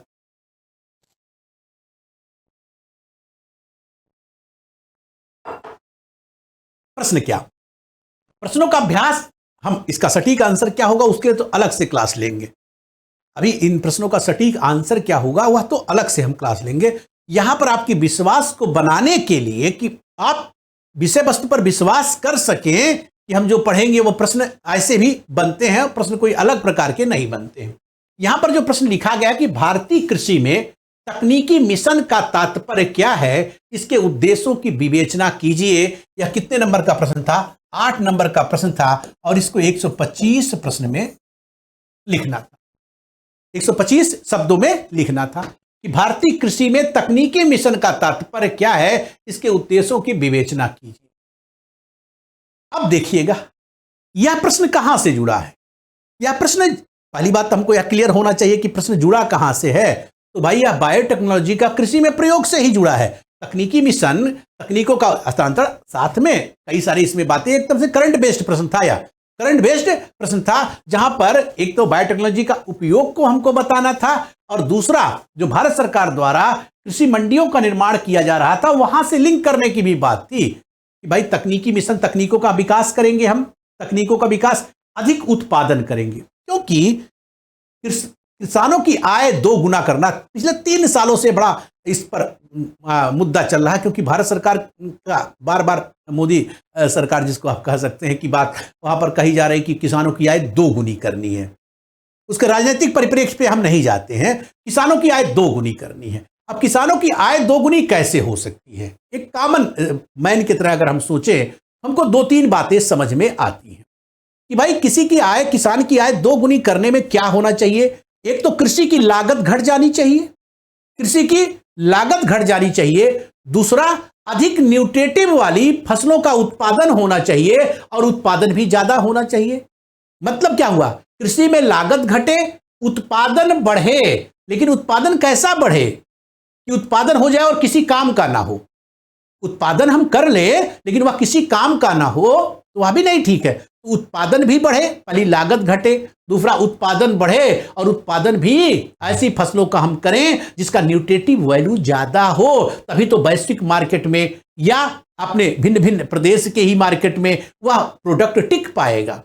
अगर कोई धान का उत्पादन बढ़ा लिया किसान, लेकिन वह धान खाने में एकदम स्वादिष्ट ही नहीं है, उसके अंदर न्यूट्रिटिव वैल्यू है ही नहीं, तो उसकी क्या होगी? जब वह मार्केट में जाएगा धान, तो कोई उसको क्यों खरीद करेगा? तो उसका अच्छा पैसा नहीं मिलेगा। तो पहली लागत घटनी चाहिए, दूसरा उत्पादन बढ़ना चाहिए, और उत्पादन में भी क्या होना चाहिए? न्यूट्रिटिव वैल्यू होना चाहिए उसका। और तीसरी बात क्या होना चाहिए कि उसका उचित मूल्य मिलना चाहिए, और उचित मूल्य के लिए क्या होना चाहिए? अच्छी मंडियों का निर्माण होना चाहिए, जहां पर हमको आजादी हो कि हम अपने मन माफिक उसकी चीजों का उसको बेच पाए, जो भारत सरकार ने अभी जो जिस पर बहुत विवाद चल रहा है पूरे देश में किसानों को। तो एक तो मंडियों में या तो भारत सरकार जो एमएसपी की बात, मिनिमम सपोर्टिंग प्राइस की जो बात चल रही है, एमएसपी का निर्धारण हो उसका उच्च पे, कि भारत सरकार भाई उसको खरीदे उचित दाम पर, अधिक दाम पर, तभी तो किसानों की लागत घटेगी। अब किसानों की लागत घटे उत्पादन में, इसके लिए क्या करना पड़ेगा? तकनीकों का प्रयोग करना पड़ेगा, हमको उन्नत प्रकार के यंत्रों का प्रयोग करना पड़ेगा, उन्नत प्रकार के बीजों का उसमें उपयोग करना पड़ेगा। तो यहां से यह जुड़ा हुआ प्रश्न था जिसको यहां पर पूछा गया था, चर्चा करेंगे आगे। अब देखिएगा दूसरा प्रश्न जो यहां पर 18 में पूछा गया था कि साइबर सुरक्षा विज्ञान क्या है? साइबर सुरक्षा विज्ञान क्या, इसका महत्व होता है? एकदम सीधा सा प्रश्न है, क्योंकि वर्तमान में जैसे जैसे किसी भी देश में सूचना संचार बढ़ता है, संचार प्रौद्योगिकी का विकास होता है, हमने कहा हर डिजिटल इंडिया की बात चल रही है, सब कुछ लेन देन आप किससे कर रहे हैं? मोबाइल से ज्यादातर कर रहे हैं भाई। कोई गूगल पे का इस्तेमाल कर रहा है, कोई फोन पे का इस्तेमाल कर रहा है, कम से कम हम क्या कर रहे हैं? पैसे का उपयोग कर रहे हैं, सब कुछ डिजिटली कर रहे हैं। तो यहां पर क्या बढ़ जाएगा? क्राइम की संभावना भी बढ़ जाएगी। तो साइबर क्राइम बढ़ेगी तो साइबर सुरक्षा से जुड़ा हुआ क्या विज्ञान है या उससे संबंधित विज्ञान कहा गया कि क्या है, और इसका महत्व बताइए। कोई इस तरह का प्रश्न इसमें नहीं पूछा गया था कि जो बहुत जटिल प्रश्न हो, सीधे सीधे साइबर सुरक्षा को बताना था, साइबर सुरक्षा से जुड़े विज्ञान को बताना था, और इसकी उपयोगिता को भिन्न भिन्न रूपों में समझाना था। यह भी 125 शब्द का था और 8 नंबर का यह प्रश्न था। तीसरे प्रश्न को देखिएगा कि जैव प्रौद्योगिकी के अनुप्रयोग जिन क्षेत्रों में हो रहे हैं उसकी चर्चा कीजिए। सीधा सीधा प्रश्न था कि बायोटेक्नोलॉजी का अनुप्रयोग। अब यहां पर यह तो सभी विद्यार्थी पढ़ के गए होंगे कि क्योंकि पहला टॉपिक ही हमने भी लिखा है कि बायोटेक्नोलॉजी का उपयोग, अनुप्रयोग, एप्लीकेशन क्या है कृषि में, स्वास्थ्य में, चिकित्सा में। यहां पर कहा गया बायोटेक्नोलॉजी के विभिन्न क्षेत्रों में उपयोगिता को बताना। कृषि में क्या है भाई, चिकित्सा में क्या है, पर्यावरण के लिए क्या, उद्योग में क्या, सभी लोग। यहां पर क्या महत्वपूर्ण बात हमको समझ में आती है कि यह क्षेत्र तो अगर कोई मेंस देने गया है तो इतना तो सभी लोगों को पता है। मुझे पूरा विश्वास है कि अगर आप मेंस के विद्यार्थी हैं तो 99.99 में दावा कर सकता हूं कि आपको यह पता है कि किस किस क्षेत्र में बायोटेक्नोलॉजी कार्य कर रहा है, मोटा मोटा कि क्या क्या कर रहा है। लेकिन इसको 125 शब्दों में हम लिखना है, यह बड़ी चुनौती हो गई। इसीलिए हमने कहा कि प्रश्न फंस जाए, यह बड़ी चुनौती नहीं है। प्रश्न का सही रूप से हम आंसर लिख दें, उत्तर लेखन सही कर दें, या 80% सफलता इसमें है।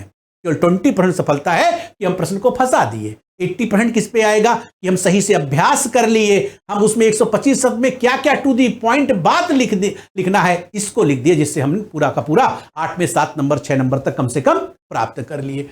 यहां पर प्रश्न तो आप देख ही लिए। अगला देखिए क्या प्रश्न था कि प्रौद्योगिकी सूचना पूर्वानुमान मूल्यांकन परिषद ITFC क्या है, इसका जनादेश बताए। आईटी क्षेत्र में 2020 तक भारत में आने वाली प्रौद्योगिकी को सूचीबद्ध करें।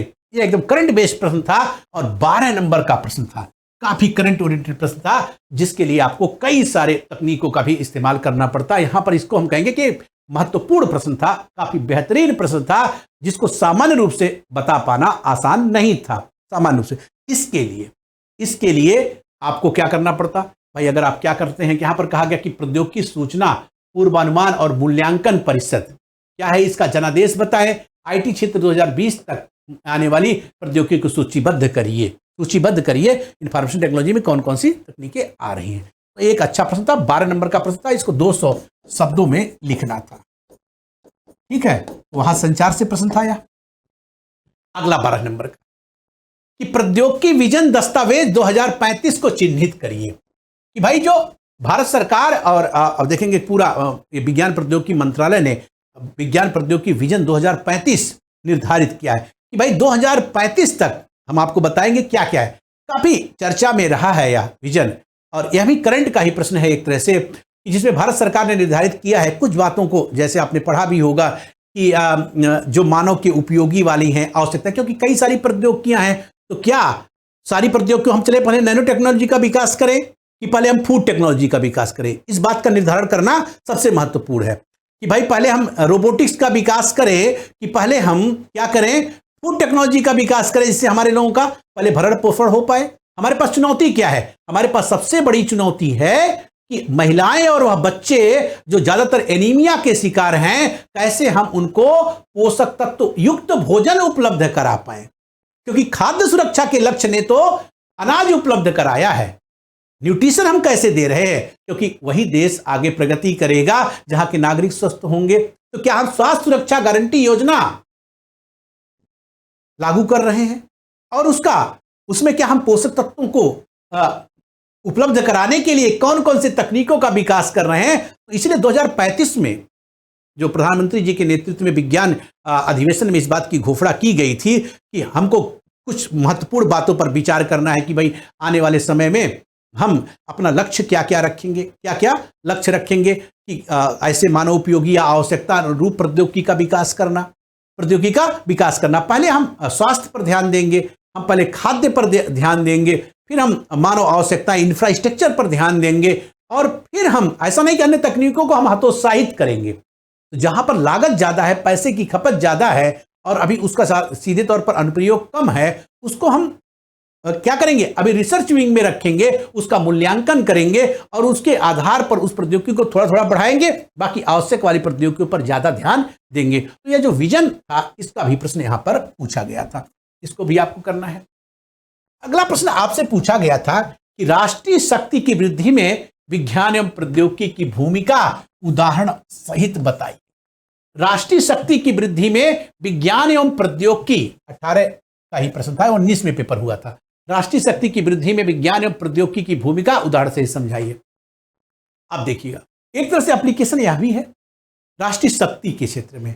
शक्ति में मतलब कहां पे है? एक तो डिफेंस के क्षेत्र में होना चाहिए, दूसरा आर्थिक विकास के क्षेत्र में, हमारे पास आईटी के क्षेत्र में, सभी को अगर सम्मिलित रूप से आप देखेंगे तो यही तो शक्ति के रूप में आएगा। तो यहां पर कहा गया राष्ट्रीय शक्ति के रूप वृद्धि में विज्ञान एवं प्रौद्योगिकी की भूमिका उदाहरण से ही समझाइए। कहीं पर तकनीकी नहीं पूछा गया, इसकी तकनीकी क्या है, उदाहरण से ही समझाना था।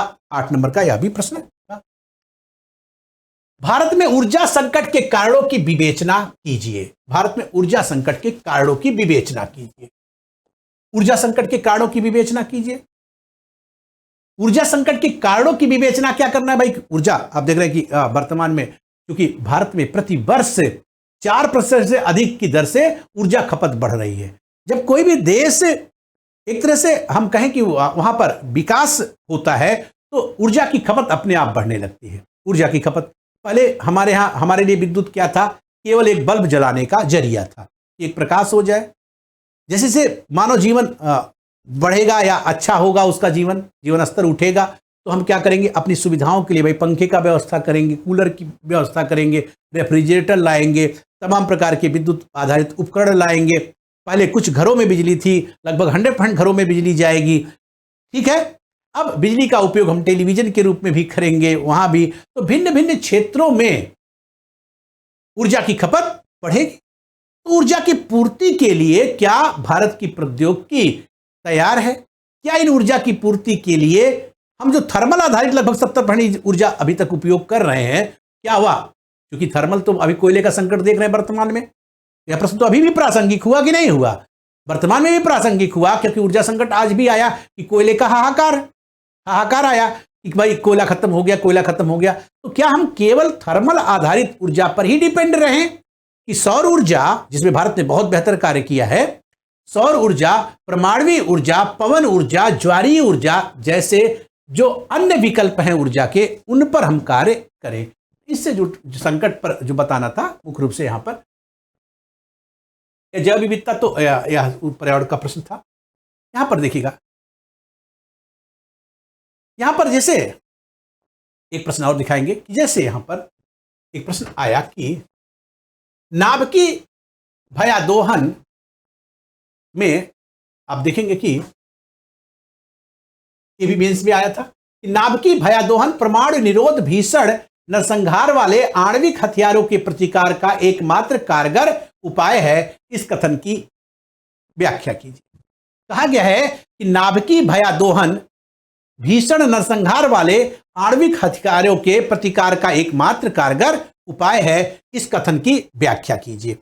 ठीक है, तो इस प्रकार के कुछ प्रश्न है कि नाभिकीय हथियार की जो एक कहा गया है, या तो एक तरह से आईआर से जुड़ा मुद्दा है, ये आईआर से जुड़ा मुद्दा है, जिसमें कहा गया कि नाभिकीय भयादोहन मतलब न्यूक्लियर हथियारों का को दिखा करके या टेरर उत्पन्न करके कहा गया कि परमाणु निरोध भीषण नरसंहार वाले आणविक हथियारों के प्रतिकार का एकमात्र क्या है उपाय है। इस कथन की व्याख्या कीजिए कि क्या नाभिकीय जो हथियार हैं वह केवल भयादोहन के एकमात्र उपाय हैं जिससे नाभिकीय हथियार की बिक्री किया जा सके। बहुत सारे देशों द्वारा ऐसा किया भी जा रहा है। आईआर से जुड़ा मुद्दा था उसी साल। अगला प्रश्न था कि भारत में खाद्य सुरक्षा की चुनौतियों की व्याख्या कीजिए, इन्हें कैसे दूर किया जा सकता है समझाइए। खाद्य सुरक्षा, अब कुछ प्रश्न ऐसे होते हैं जो सोशल में भी आते हैं। खाद्य सुरक्षा, अब खाद्य सुरक्षा में भी आप सीधे तौर पर क्या कर सकते हैं, प्रश्नों को यहां पर डाल सकते हैं, तो मतलब प्रौद्योगिकी की उपयोगिता को समझा सकते हैं। अब जैसे एक प्रश्न पूछा गया कि सीएनजी क्या है, इसका विभिन्न उपयोग बताइए। वह मुद्दा जो पिछला वाला था उसको आप सामाजिक वाले मुद्दे में भी जोड़ सकते हैं। सीएनजी कंप्रेस्ड नेचुरल गैस क्या है, इसके विभिन्न उपयोग को समझाइए, इसके विभिन्न उपयोग को समझाइए। अब सीएनजी कंप्रेस्ड नेचुरल गैस की जो बात यहां पर की जा रही है, अलग से भी हम प्रश्नों को लेंगे, तो यहां पर प्रश्नों को सीएनजी का बताना था भाई कंप्रेस्ड नेचुरल गैस क्या है। ज्यादातर आप वाहनों में इसका प्रयोग कर रहे हैं, इसका मुख्य घटक मीथेन होता है। इस बात को समझाइए, इसके विभिन्न उपयोग आप समझाइए। वाहन में सबसे ज्यादा इसका उपयोग किया जा रहा है क्योंकि यह सबसे कम पोल्यूटेंट को उत्पन्न करने वाला है। एक तरह से यह ग्रीन एनर्जी का सोर्स मान सकते हैं या सबसे हरित ऊर्जा का स्रोत मान सकते हैं। ठीक है, कहा गया कि भारतीय खाद्य प्रसंस्करण उद्योग विकसित देशों की गति के साथ नहीं बढ़े हैं, इसकी व्याख्या कीजिए। ऐसा प्रश्न आपसे पूछा गया। अब देखिएगा, यहां पर एक प्रश्न पूछा गया था, एक प्रश्न यहां पर पूछा गया था कि विज्ञान प्रौद्योगिकी एवं नवाचार नीति 2020 की व्याख्या कीजिएगा। यह महत्वपूर्ण प्रश्न आया। प्रश्न यहां पर बस देखने का मतलब है कि विज्ञान प्रौद्योगिकी और नवाचार नीति 2020 की व्याख्या कीजिए। तो इस प्रकार के प्रश्न आपसे पूछेगा कि भाई विज्ञान प्रौद्योगिकी नवाचार नीति 2020 क्या है और इसके मुख्य मुद्दे क्या हैं। एकदम से करंट ओरिएंटेड प्रश्न था, इसमें सीधे सीधे कोई प्रौद्योगिकी जैसा मामला नहीं था। ठीक है,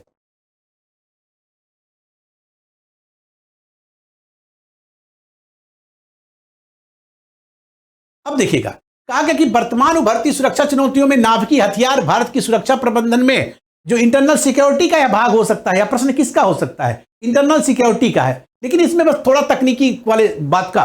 तो जो मैं आपको समझाना चाहता था, एक तो सीधे तौर पर प्रश्न आपसे पूछे जाएंगे, सीधे तौर पर विज्ञान प्रौद्योगिकी के, और कई सारे विज्ञान एवं प्रौद्योगिकी के प्रश्न अन्य में भी आपको सीधे तौर मिलेंगे। जैसे आपका उसी टॉपिक में एक है इंटरनल सिक्योरिटी, आंतरिक सुरक्षा। अब आंतरिक सुरक्षा में भी कई सारे तकनीकों का इस्तेमाल है, तो तकनीकी का जो एक प्रश्न तो डायरेक्ट है ही, लेकिन अन्य जो खंड हैं पेपर के उसमें भी विज्ञान एवं प्रौद्योगिकी की भूमिका रहती है। जैसे इस प्रश्न में कि वर्तमान उभरती सुरक्षा चुनौतियों में नाभिकीय हथियार भारत की सुरक्षा प्रबंधन में किस प्रकार लाभदायक हो सकती है, इसको समझाइएगा। क्लियर, तो इस प्रकार के प्रश्न आपसे पूछे जाते हैं। इन प्रश्नों की चर्चा हम बीच बीच में करते रहेंगे और आपको ये जो 3 वर्ष के प्रश्न हैं यह भी आपको उपलब्ध कराएंगे, क्योंकि इस तरह से प्रश्न बस दिखाने का मेरा एक ही मकसद था कि किस प्रकार के प्रश्न आपको मिलते हैं, किस प्रकार के आपको प्रश्न पूछे जाते हैं। बाकी आप देखेंगे कि जो जैसे कुछ प्रश्न इसमें से कुछ मैंने ऐसे प्रश्न को भी इसमें आप देखिए इसमें कि क्लाउड कंप्यूटिंग से क्या अभिप्राय है, क्लाउड कंप्यूटिंग द्वारा प्रदान की जाने वाली सेवाओं पर प्रकाश डालिए या उसके लाभों को सूचीबद्ध कीजिए। ठीक है, तो ये सारी बातें जो आईटी से संबंधित यह प्रश्न यह भी था। तो इस प्रकार के प्रश्न आपसे पूछे गए हैं पिछले 3 वर्ष के अंदर। 3 वर्ष, इन सभी को आधार में मान करके हमने पूरे सिलेबस को डिजाइन किया है। पूरे डिजाइन किया है और उसी आधार पर हम चीज़ों को आगे ले चलेंगे। तो अब हम सीधे आपसे मुलाकात करेंगे, मिलेंगे कहाँ पर, सीधे बायोटेक्नोलॉजी के पोर्शन में, और जहाँ पर हम टॉपिक से अपनी चर्चा करेंगे, क्योंकि अनावश्यक रूप से आपका समय काफ़ी यहाँ पर महत्वपूर्ण है और सारी बातें बीच बीच में हम बीच वाले प्रश्नों को भी लेते रहेंगे और उसको समझते रहेंगे कि कौन से प्रश्न का जवाब क्या क्या होना चाहिए। इसका एक मॉडल आंसर भी आपको देंगे, कुछ प्रश्न देंगे और उसके कुछ मॉडल आंसर भी आपको प्रोवाइड करेंगे, और कुछ प्रश्न मैं आपको दूंगा कि जिस पे आप मॉडल आंसर खुद लिखेंगे, खुद आंसर लिखेंगे, क्योंकि अगर हम सभी पर अभ्यास करते चलेंगे तो एक टाइम बहुत ज़्यादा उसमें बढ़ जाएगा। इसलिए हम उसके कुछ की पॉइंट बताएंगे, आप उसका मॉडल आंसर तैयार करते रहिएगा। हम विषय वस्तु को समझ लेंगे, फिर उस पर एक मॉडल प्रश्न देंगे और फिर मॉडल आंसर भी उसका ले लेंगे। चलिए, बहुत बहुत धन्यवाद। मिलते हैं नई क्लास के अंतर्गत, जहां पर हम बायोटेक्नोलॉजी से अपनी बात को शुरू करेंगे। Thank you.